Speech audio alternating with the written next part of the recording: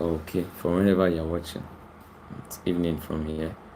So today we are going to continue from our leadership class, and quite a lot has been said in the past few days on managing relationships. So it's been quite a whole lot in these few days about relationships and managing them. I've said a lot of things. If you have not seen the previous video, please do well to go and see the previous videos, and I'm sure you get blessed by them. So today I'm talking about honor and submission. Okay, that's a whole lot to talk about, even as believers and those who are in leadership.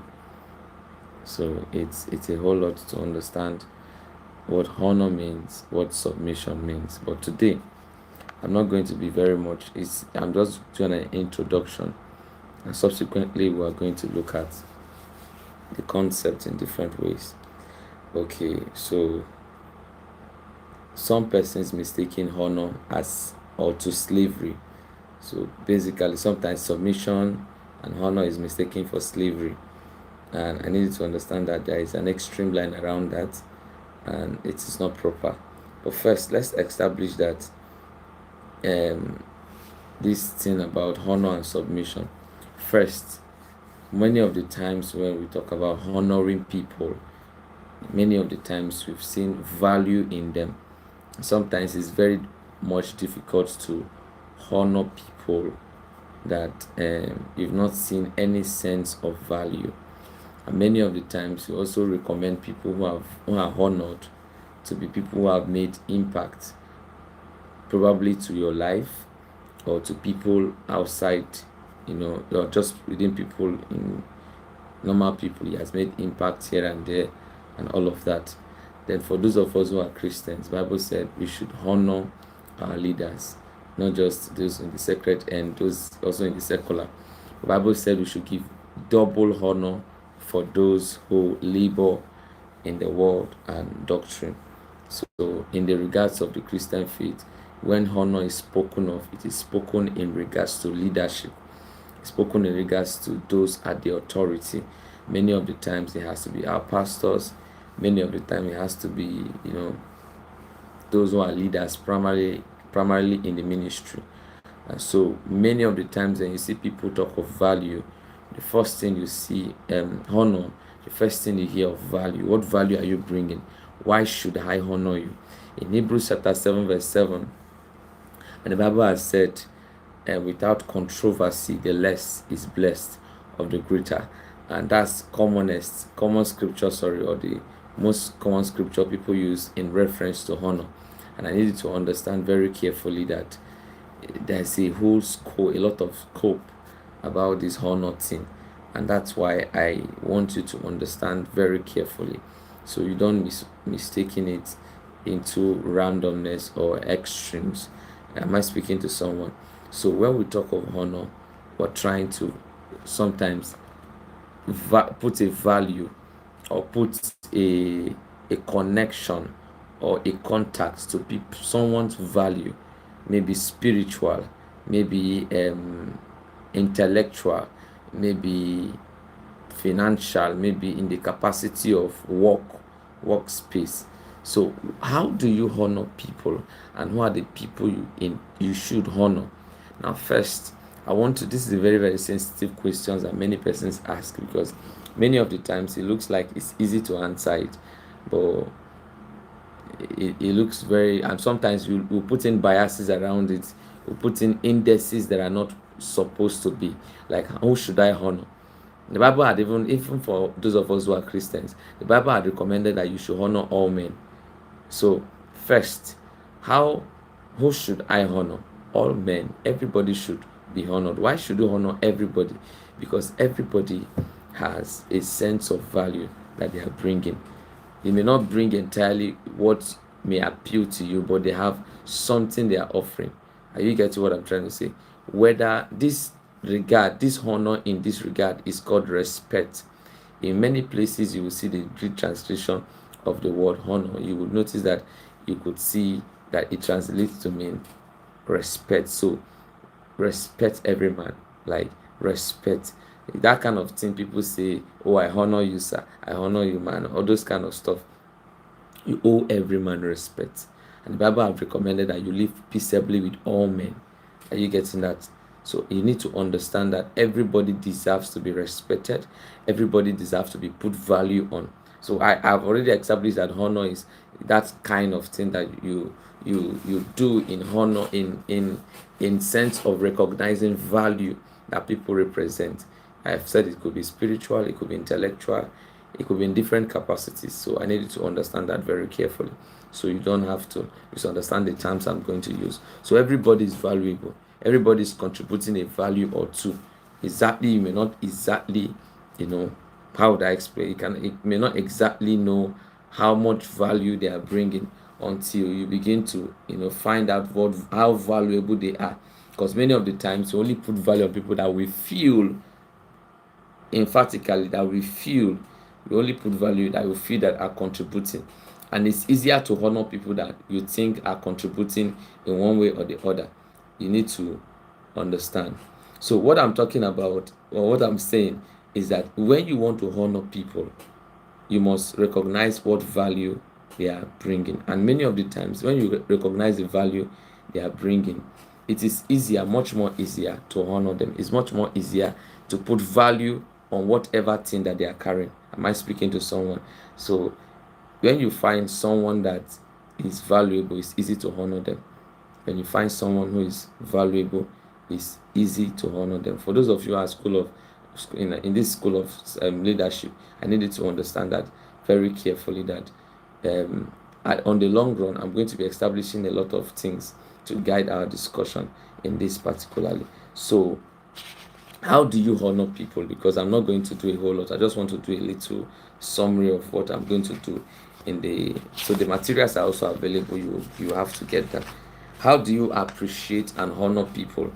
By recognizing what they represent. How do you honor people? How do you really appreciate and honor people? Number one, by recognizing what they carry, recognizing what value they have. So for instance, you have a pastor, you must first recognize him as your man of God.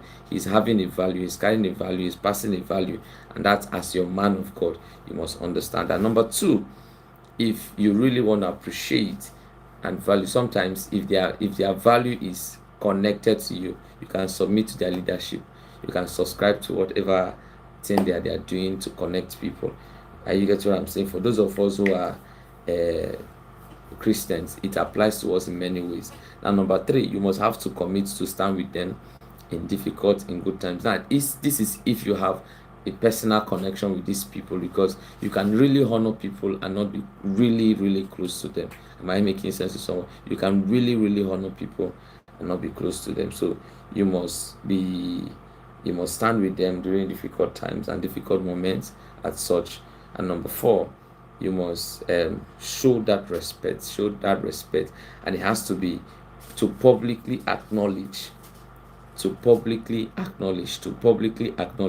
I hope I'm making sense to someone. Thank you, Sonto, for joining. You must publicly acknowledge, right? Publicly acknowledge them, that these people are of great value. You understand? That kind of honor gives you access. You get what I'm saying? You now have access to those kind of people. You must intentionally understand this. Then somehow there are extremes to this. I'm not just going to dive into a whole lot of them, but then you must serve them. If you feel like you want to serve them, you must serve them. Submission and serving is different. You can decide to submit to someone and entirely not serve them. But if you are privileged as such, you can serve them. Am I making sense to someone? You are privileged as such, you can serve, or you can volunteer to support them. This is available. This material is available. So if you need it, you can get a copy of it. And then you must learn to offer your constructive criticism, because many of the times we feel we cannot really criticize the work people we honor, the work they do. You must have to help them as much as you honor them a lot. You love them, because you cannot just honor people and not love them. There are places where that they may not really know that there are extremes around this. So you must learn to offer your constructive criticism. And number 6 now, you must learn intentionally to encourage and give them feedback. How do you encourage and give them feedback? Okay, they did certain things, and feedbacks are like, oh, thank you for, just like I'm done with this video, someone comes to my DM and say thank you for this teaching tonight, it was amazing, it was beautiful, it was XYZ. It gives a whole lot of sense. Are you get what I'm saying? Then you must learn to support them financially if you can, but then every honor must come with a sacrifice. So every honor you intend giving must come with a sacrifice. So you can support them financially. You can give your financial support, right? I hope that is understood. And then I think I'm going to end in the first, in is it 7 or 8? You must always show continuous express your appreciation continuously. You must express how happy that they are adding so much value to you. You just like some, for those of us, I'm a pastor, and then someone is saying, I'm thanking God for you, sir. I'm glad you're my pastor. I appreciate the work you do every to prepare sermons. I appreciate you every day.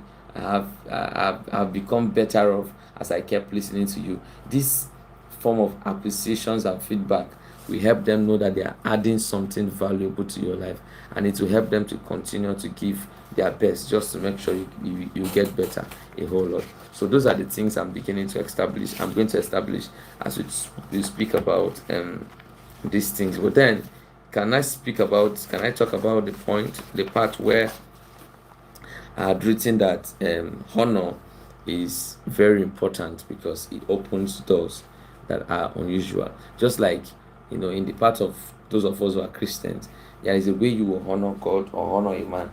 It will provoke something out of that man. So part of how to receive and how to get access is how much honor you can put in.